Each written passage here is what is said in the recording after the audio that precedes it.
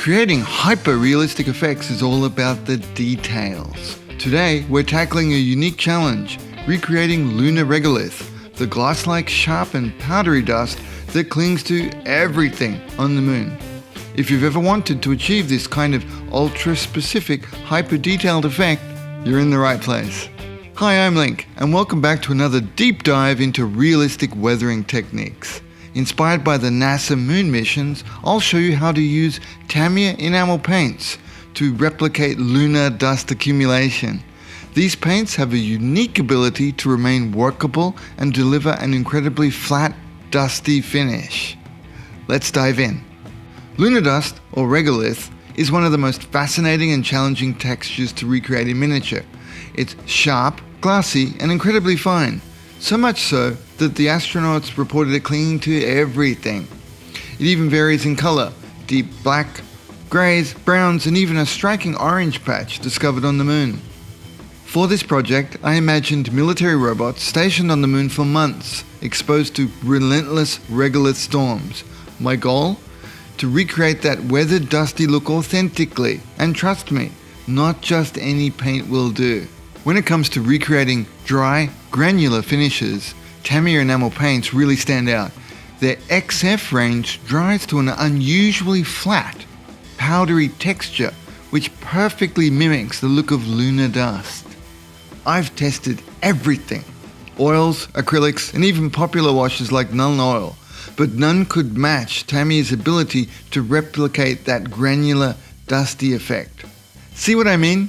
Tamiya's finish feels authentic, almost as if it's lifted directly from lunar landscapes. Let's break down the process step by step. Here's what you'll need. My base coats and abrasion effects are already done.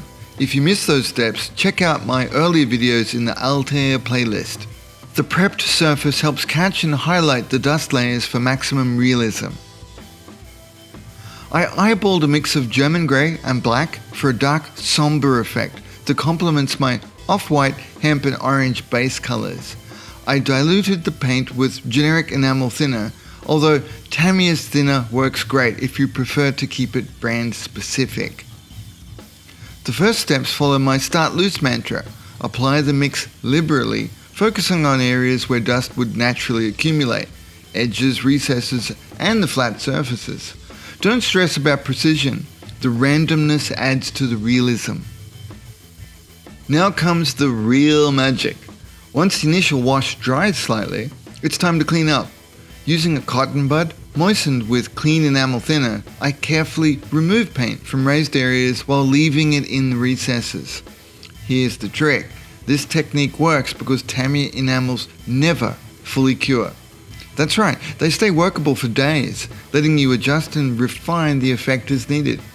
On a flat or semi-gloss surface, they leave behind subtle stains, which are perfect for this project. Think of it as a kind of a push and pull method. You're not just cleaning, you're repositioning the paint to create natural dust buildup. This quality makes Tamiya enamels perfectly suited for hyper-realistic weathering. With practice, you'll know exactly how much to remove for best results. Once the dust layers are complete, I add a few finishing touches that I perfected on other Hund in this range, and I'll share more of that in future videos with you. A final dusting of clear flat varnish locks in the effect without losing that powdery texture. And here's the final result: a sentry robot covered in hyper-realistic looking lunar regolith. The texture, tonal variation, and randomness make it feel straight out of the Apollo missions. So what do you think? This technique is definitely niche, but it's a game changer for pushing the boundaries of realism. Tamiya enamels are the secret weapon I swear by for this look. If you try this technique, I'd love to see your results. Tag me on social media or share them on the Paint on Plastic Discord. And if you're enjoying these deep dives, don't forget to like, subscribe, and consider supporting the channel on Patreon. Thanks for watching, and we'll see you next time.